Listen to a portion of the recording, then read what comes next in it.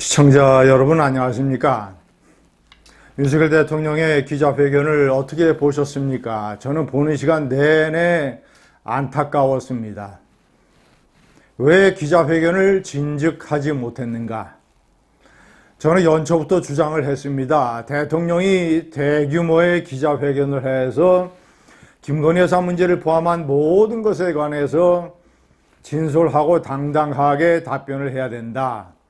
총선을 앞두고 그래야 불이 꺼진다. 그렇지 않으면 이 불이 총선을 집어삼킬지 모른다. 윤 대통령은 끝내 기자회견을 하지 않았습니다. KBS 앵커 대담으로 대충 때우려 했지만 역시 민심이 폭발하고 말았습니다.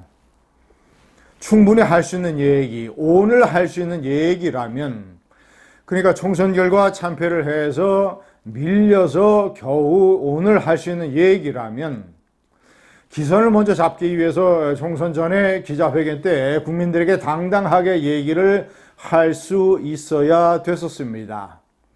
아니, 김건희 여사 문제, 당시 저는 분명히 얘기를 했습니다. 아주 비열하고 저열한 몰카 공작이지만 그것은 그것대로 수사를 하고, 대신 김건희 여사가 300만 원 명품백을 받고 정체를 알 수 없는 북한을 왔다 갔다 하는 그런 목사를 대통령 관저,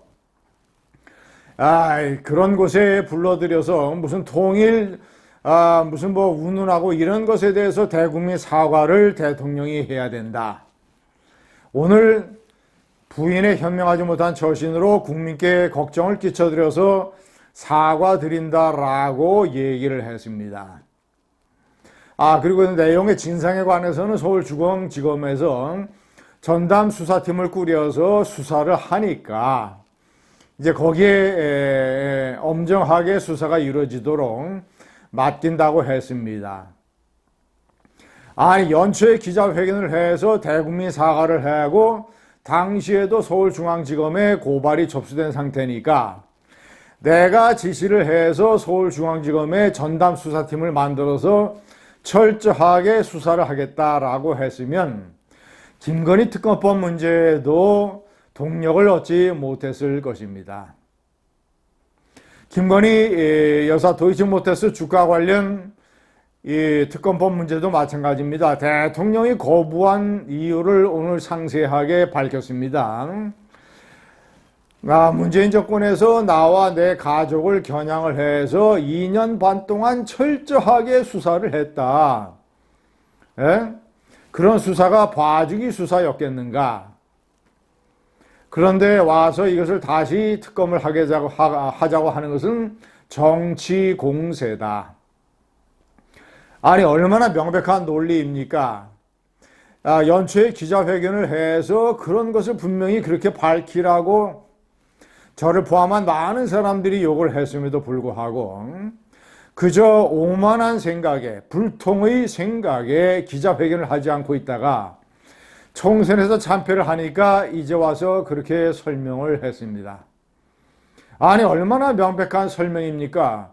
특검을 거부할 수 있는 당당한 이유가 되질 않습니까? 최상병 문제도 마찬가지입니다. 경찰과 공수처에서 철저하게 조사를 하고 있다. 수사 결과가 미진하면 내가 나서서 특검을 요청하겠다.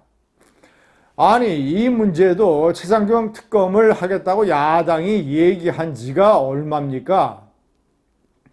총선 전부터 이런 식으로 밀어붙이는 공세에 관해서 총선 전에 기자회견을 갖고 이 문제도 그렇게 얘기를 했다면 적어도 김건희 문제나 최상병 문제나 이런 것에 관해서 이렇게 얘기를 했다면 적어도 수도권에서 20석은 더 얻었을 것입니다.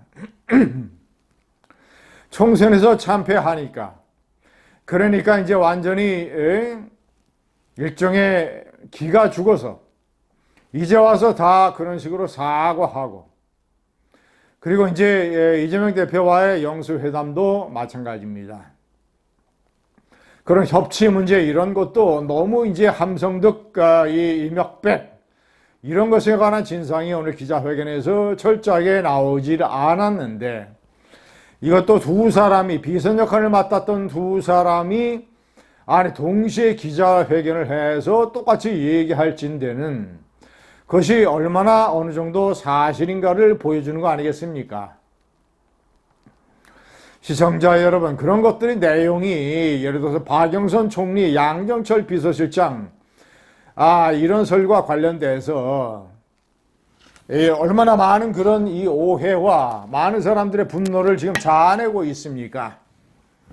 그 대통령이 왜 대통령이 총선 전에 보다 더 당당하게, 정정당당하게 이재명 대표를 포함한 야당 문제에 관해서도 그런 식으로 대처를 하고, 총선 전과 총선 이후에 윤석열 대통령이 너무 모습이 달라진 것이 긍정적으로 달라졌다기보다 너무 대통령이 어떤 이 약한 모습을 보이는 모습이 안타깝고 어떤 면에서는 처절하기까지 합니다.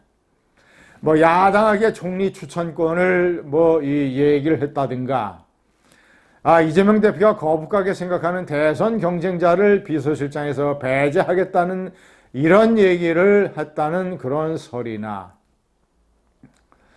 그리고 공식 라인을 놔두고 왜 저런 식으로 비선이라고 하면 그 활동 내역을 끝까지 비밀로 가지고 가야 되는 것이 정상인데, 저런 식으로 나서서 폭로하는 인격의 소유체들에게 어떻게 비선의 역할을 맡길 수 있었던 것인지. 자, 이제 기자회견은 이제 겨우 시작입니다. 거듭 말씀드리지만 최상병 특검 문제나 김건희 여사 특검법 문제나 명품백 수사 문제나 이런 것에 관해서 윤 대통령이 108석을 믿고 윤 대통령이 올바른 논리로 국민들에게 설명을 하면 108석 중에서 이탈할 표도 없습니다. 그저 김웅원 같은 정도 한두 명, 안철수 의원도 대통령이 당당하게 설명을 하면 여론이 돌아설 것이고, 그렇다면 그런 여론에 반해서 안철수 의원이 찬성표를 이탈표로 가설하는 그런 일도 없을 것입니다.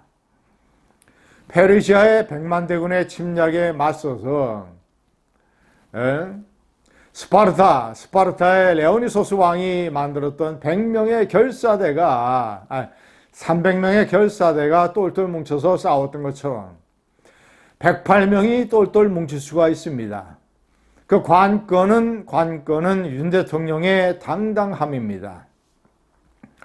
총선 전에 보여줬던 당당하지 못한 여러 가지 태도가 오늘의 기자회견에서 어느 정도 만회는 됐습니다만 참으로 만시지탄의 감회를 떨쳐버릴 수가 없고 안타까움도 지울 수가 없고, 이제 시작이니까 제발 아부성 참모들의 말을 듣지 말고 대통령이 중심을 잡아서 정신을 차려서 정정당당하게 사태 대처해서 108석을 믿고 뚫고 나가야 됩니다. 감사합니다.